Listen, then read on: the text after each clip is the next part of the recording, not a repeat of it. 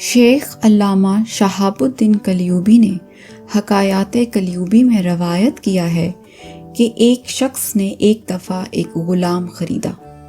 غلام نے اپنے آقا سے کہا، اے میرے آقا، میری آپ سے 3 شرطیں ہیں۔ پہلی شرط، جب نماز کا وقت آ جائے تو آپ مجھے نماز سے منع نہیں کریں گے۔ دوسری شرط، آپ دن کو مجھ سے خدمت لیں اور رات کو آپ مجھ کو مشغول نہ رکھیں۔ تیسری شرط، آپ میرے لیے ایک کمرہ وقف کر دیں، وہاں میرے علاوہ کوئی داخل نہ ہو۔ آقا نے اس کی تینوں شرطیں قبول کر لیں۔ غلام نے سارے گھر کا چکر لگایا اور ایک خالی کمرے کو پسند کیا۔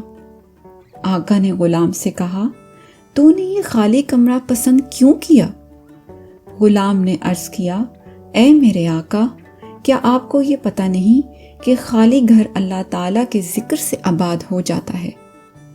بس وہ غلام اس کمرے میں رات کو ذکر الہی میں مشغول رہنے لگا۔ تو اس کے آقا نے کسی ایک رات شراب اور رقص و سرود کی محفل سجائی۔ جب آدھی رات ہوئی تو اس کے دوست یار سب چلے گئے۔ آقا اٹھا اور سارے گھر کا چکر لگایا۔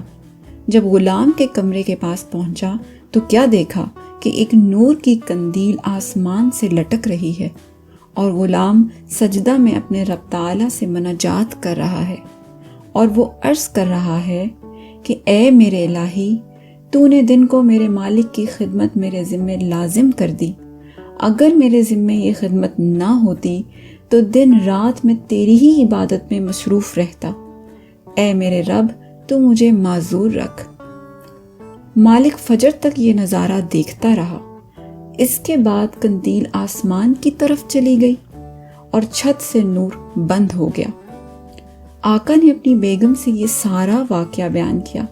جب دوسری رات آئی تو آقا اور اس کی بیگم خالی کمرے کے پاس گئے تو کیا دیکھا کہ چھت پر قندیل اسی طرح لٹکی ہوئی ہے اور غلام فجر تک مناجات کرتا رہا۔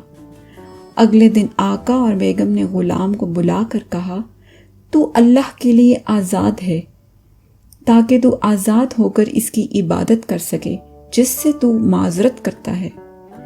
ان دونوں نے غلام کو اس کی کرامت سے آگاہ کیا جو انہوں نے رات کو دیکھی تھی۔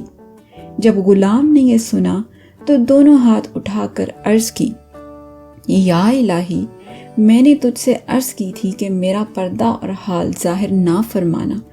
جب تو نے میرے حال کو ظاہر کر دیا ہے تو میری جان قبض کر لے۔ بس وہ مردہ ہو کر گر پڑا۔ اللہ اس پر رحمت کرے۔